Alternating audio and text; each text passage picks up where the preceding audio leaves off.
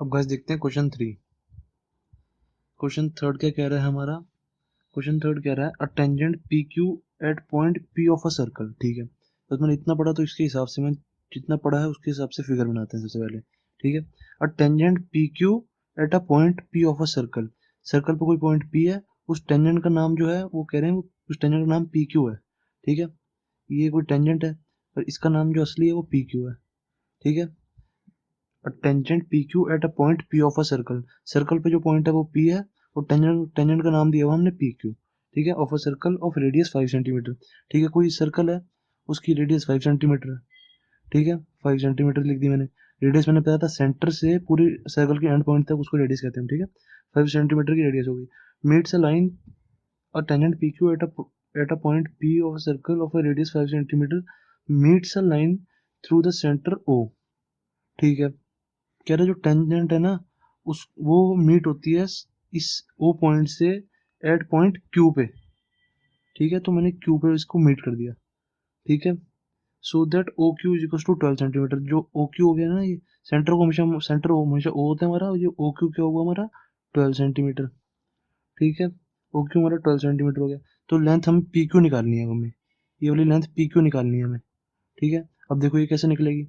अब गाइस एक चीज हमेशा ध्यान रखना, ये जो सर्कल है ना और ये जो टेंजेंट है, अगर मैं इस ओ पॉइंट से इस ओ ये जो सेंटर है ना ओ हमारा, इस पॉइंट से अगर मैं सामने जो पॉइंट ऑफ कांटेक्ट है इसका, ठीक है, इस पे मैं ऐसे सीधी लाइन बनाऊं तो वो हमेशा परपेंडिकुलर होती है ऐसे। ठीक है, जैसे मैंने यहाँ पे बनाया था। ठीक है, ये पॉइंट ऑफ कांटेक्ट था, तो पॉइंट ऑफ कांटेक्ट से अगर हम सेंटर ओ से पॉइंट ऑफ कांटेक्ट पे सीधी लाइन खींचे ना तो वो परपेंडिकुलर होती है ऐसे। ठीक है पूरी। तो अब क्या हुआ हमारा, अब मैं इससे सेंटर से स्ट्रेट पॉइंट ऑफ कांटेक्ट पे स्ट्रेट लाइन खींचता हूँ, लाइन खींची मैंने, तो ये परपेंडिकुलर हुआ हमारा। ठीक है, ये परपेंडिकुलर हुआ। तो अब देखो हमारा रेडियस कितनी दी हुई है 5 सेंटीमीटर, ये रेडियस है 5 सेंटीमीटर सेंटर। अब ये ओ सेंटर से ये भी तो रेडियस हुई पी तक, ये भी 5 सेंटीमीटर हुई क्योंकि सर्कल की सारी रेडियस इक्वल होती हैं, तो ये भी 5 सेंटीमीटर हुई। ठीक है, तो ये 5 सेंटीमीटर, ये 12 सेंटीमीटर, और ये हमारा पाइथागोरस ट्रायंगल बन गया, राइट ट्रायंगल। तो पाइथागोरस थ्योरम से मैं ये निकाल लूंगा। देखो कैसे, पाइथागोरस थ्योरम क्या होती है, ओ क्यू का स्क्वायर हाइपोटेन्यूज का square is equal to other sides का स्क्वायर। ठीक है, हाइपो का square is equal to other sides के सम का स्क्वायर। ठीक है, मतलब कि पी ओ का स्क्वायर प्लस पी क्यू का स्क्वायर। ठीक है, तो हाइपो क्या है हमारी ओ क्यू का square is equal to other sides कितनी क्या है हमारी ओ पी या पी ओ कुछ भी कह लो, पी ओ का स्क्वायर प्लस पी क्यू का स्क्वायर। तो ओ क्यू क्या है हमारा, ओ क्यू है हमारा 12 का स्क्वायर, 12। ठीक है, पी ओ क्या है हमारा, पी ओ है 5। ठीक है, क्योंकि रेडियस हमारी 5 दी हुई है इन्होंने। ठीक है, रेडियस 5, 5 का स्क्वायर प्लस पी क्यू का स्क्वायर, ये पी क्यू हमें निकालना है। ठीक है, तो अब क्या करेंगे, इस 12 का स्क्वायर, 12 का स्क्वायर इस 5 के स्क्वायर को इधर ले आएंगे तो कितना आ जाएगा, -5 का square is equal to P Q का स्क्वायर। ठीक है, तो 12 का स्क्वायर कितना होता है 144 -25, कितना हो गया ये पी क्यू का स्क्वायर। अब 144 में से 125 माइनस करेंगे तो कितना आ गया 119। ठीक है, 119 आ गया। तो पी क्यू कितना है हमारा, P Q is equal to √119। ठीक है, स्क्वायर मैंने बताया था जब भी स्क्वायर एक साइड से हटता है तो दूसरी साइड रूट आता है और प्लस माइनस का साइन आता है। ठीक है, तो अब इधर माइनस का साइन मैंने लिखा क्यों नहीं था पहले, माइनस का साइन मैंने पहले इसलिए नहीं लिखा था क्योंकि हमारी पी क्यू हमारी कोई साइड है, वो कभी भी नेगेटिव नहीं हो सकती।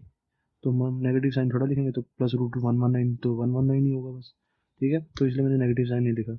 जब भी स्क्वायर हटता है तो दूसरी साइड हमेशा, जैसे ये एक्स स्क्वायर है इज इक्वल टू 1 है, तो जब भी मैं यहाँ से स्क्वायर हटाऊंगा तो क्या आएगा, x is equal two plus minus √1, 1 के ऊपर रूट लग जाएगा और प्लस माइनस साइन आ जाता है। ठीक है, माइनस मैंने इधर इसलिए नहीं लिखा, मैंने आपको बता दिया क्योंकि पी क्यू कभी भी मेरा, ये पी क्यू कभी भी नेगेटिव हो नहीं सकता क्योंकि एक साइड है, साइड कभी भी नेगेटिव नहीं हो सकती। तो √119 हमारा आंसर। ठीक है, बस देखते हैं क्वेश्चन फोर्थ। क्वेश्चन फोर्थ क्या कह रहा है, क्वेश्चन फोर्थ कह रहा है ड्रॉ सर्कल। ठीक है, सबसे पहले मैंने ड्रॉ सर्कल का तो मैंने सर्कल बना लिया। ठीक है, कह रहे draw circle and two lines parallel to given line such that.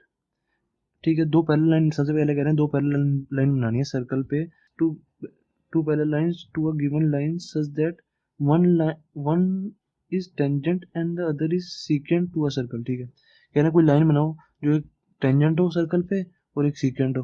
Tangent मैंने ये बना दी, ठीक है, सीकेंड मैंने ये बना दी। सीकेंड हमेशा 2 पॉइंट्स पे काटती है, टेंजेंट हमेशा 1 पॉइंट पे काटती है, और इसको पैरेलल बना दिया मैंने, ठीक है।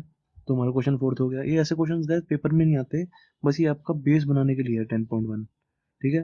क्वेश्चन जो आएंगे वो 10.2 से आएंगे, ठीक है। और थ्योरम 10.1 है वो भी नहीं आती पेपर में, बस वो भी आपका सिर्फ बेस बनाने के लिए। अब मैं आपको थ्योरम 10.1 कराऊंगा, ठीक है। बस अब हम देखते हैं थ्योरम 10.1, ठीक है। थ्योरम 10.1 क्या कह रही है गाइस, कह रही है the tangent at any point of a circle. देखो कोई सर्कल है, ठीक है, कह रहे हैं the tangent at any point of a circle, कोई भी पॉइंट पे मैं टेंजेंट बना देता हूँ, ठीक है। The tangent at any point of a circle is perpendicular to the radius through the point of contact. कह रहा है कि ये जो सेंटर से जो रेडियस आ रही है ना, वो इसके यहाँ पे ये जो होता है ना, ये परपेंडिकुलर होता है, ठीक है, ये परपेंडिकुलर बनता है यहाँ पे। कह रहे हैं ये प्रूव करो, ठीक है। इसका गाइस वैसे बेसिकली कोई प्रूव है नहीं, पर जो थ्योरेटिकली प्रूव कराया हुआ है वो मैं आपको बताता हूँ, ठीक है। थ्योरेटिकली क्या प्रूव है, जैसे देखो मैंने एक सर्कल लिया, ठीक है, सबसे पहले एक सर्कल लिया मैंने, ठीक है, उस पर मैंने एक टेंजेंट बनाई, ठीक है, एक टेंजेंट बनाई, ठीक है। अब मुझे यहाँ से मैंने रेडियस वाली लाइन बना दी है ऐसे, ठीक है, मुझे ये वाला एंगल और ये वाला एंगल 90 डिग्री प्रूव करना है। अब मैंने कहा कि ये कैसे प्रूव करूंगा मैं, देखो इसका कोई थ्योरेटिकली प्रूफ तो है नहीं, मैंने आपको बता दिया। अब मैं इसको कैसे प्रूव करूंगा, सबसे पहले मैं ना इसको पॉइंट्स मान लेता हूँ, ओ, ये एक्स, इसको वाई मान लिया, ठीक है। फिर मैंने ना कोई भी पॉइंट लिया, ठीक है। अब गाइस मैं सबसे पहले आपको एक चीज बताता हूँ, किसी भी पॉइंट से, जैसे ये लाइन है, ठीक है, किसी भी पॉइंट से इस लाइन का शॉर्टेस्ट डिस्टेंस जो होगा ना, किसी भी पॉइंट से किसी भी लाइन का जो शॉर्टेस्ट डिस्टेंस होगा, ये जो शॉर्टेस्ट डिस्टेंस होगा वो हमेशा परपेंडिकुलर होता है, ठीक है। अब जैसे ये वाला जो कोई डिस्टेंस है ना इस लाइन का यहाँ से यहाँ तक, ये परपेंडिकुलर नहीं होगा, ठीक है, ये परपेंडिकुलर नहीं होगा। जो शॉर्टेस्ट डिस्टेंस होता है ना हमेशा, वो हमेशा परपेंडिकुलर होता है, ठीक है।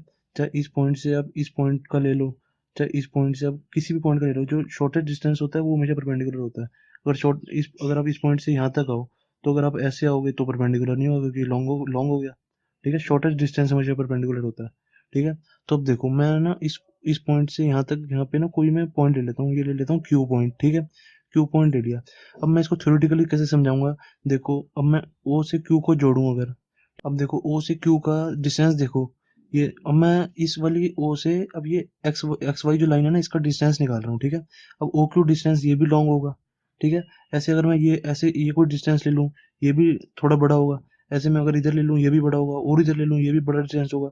ओ से एक्स वाई का शॉर्टेस्ट डिस्टेंस क्या होगा, ये जो यहाँ से यहाँ तक आ रहा है, ये कटा यहाँ पे, ठीक है। तो शॉर्टेस्ट डिस्टेंस क्या कहा है मैंने आपको, वो हमेशा परपेंडिकुलर होता है, ठीक है। तो ये परपेंडिकुलर है हमारा, ठीक है। इस थ्योरम का कोई प्रूफ नहीं है, बस यही है, हमें यही थ्योरेटिकली समझाना है। क्या समझाना है, सबसे पहले हम लिखेंगे कि हमने कोई लाइन ली ओ क्यू, ठीक है, वो जो है वो डिस्टेंस लॉन्गर है, ठीक है। फिर हमने कोई पॉइंट लिया ओ से, ये ले लिया आर ले लिया समझ लो, तो वो भी लॉन्गर है, इसको मैंने पी पॉइंट लिया जैसे, ये ओ पी से बड़ा बड़ा है ओ आर, ठीक है। तो फिर मैं कोई और पॉइंट लूंगा, जैसे ये मैंने एम ले लिया, तो मैं कहूँगा ओ एम भी ओ पी से बड़ा है। तो हेंस शॉर्टेस्ट डिस्टेंस क्या है, कि जो परपेंडिकुलर है यहाँ पे, ठीक है। इस थ्योरम का कोई प्रूफ नहीं है, आप छोड़ना चाहो छोड़ सकते हो, ठीक है। तो हम यहाँ पे लिखेंगे ओ क्यू जो है हमारा बड़ा है ओपी से, फर्स्ट पॉइंट, ठीक है। फिर लिखेंगे ओ आर जो है हमारा बड़ा है ओपी से, ठीक है, यहाँ ओपी आएगा, ठीक है। ओ आर जो बड़ा है हमारा ओपी से, ऐसे ही मैं फिर लिखूंगा ओ एम जो है बड़ा है हमारा ओपी से, ठीक है। जितने सब हैं सब बड़े होंगे ओपी से, ठीक है। तो hence OP is the shortest distance, hence OP is shortest distance between XY and O, ठीक है। XY और O के बीच में शॉर्टेस्ट डिस्टेंस क्या है, OP, ठीक है। hence it is perpendicular, ठीक है। बस यही था, और कुछ नहीं है। ये थ्योरम कभी पेपर में नहीं पूछी जाएगी, ठीक है, मैं आपको बार बार बता रहा हूँ। ये बस समझने के लिए, समझना क्या है, बस इस थ्योरम में क्या समझना है, जैसे ये कोई सर्कल है, ठीक है, ये कोई सर्कल है, इस ये कोई टेंजेंट है, ठीक है। तो सेंटर से जो पॉइंट ऑफ कॉन्टैक्ट की तरफ जो पॉइंट आएगा ना, ये वो मुझे परपेंडिकुलर होगा, बस ये समझना है, और कुछ नहीं। बस यही हर एक्सरसाइज में यही हर बार यूज होगा, ठीक है।